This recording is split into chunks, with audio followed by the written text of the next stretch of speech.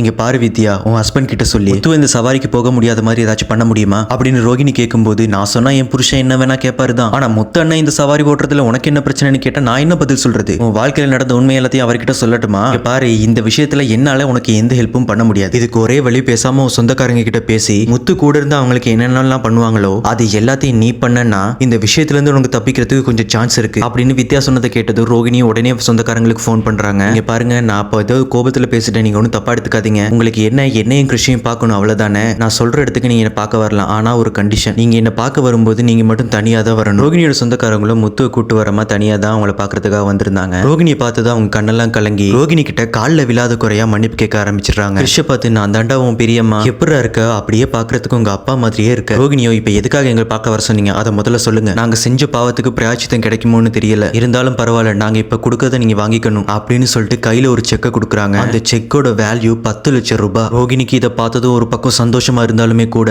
ஒருவேளை அந்த முத்து பையன் கிட்ட எல்லா உண்மையும் சொல்லிடுவாங்களோன்னு பயத்திலேயே இருக்காங்க. இங்க பாருங்க, நீங்க பண்ணது எங்களுக்கு மிகப்பெரிய துரோகம் தான், ஆனா இப்போ என் வாழ்க்கையில இன்னொருத்தர் கல்யாணம் பண்ணி நான் சந்தோஷமா வாழ்ந்துகிட்டு இருக்கேன். தயவு செஞ்சு அந்த வாழ்க்கையும் கெடுக்க நினைச்சிடாதீங்க.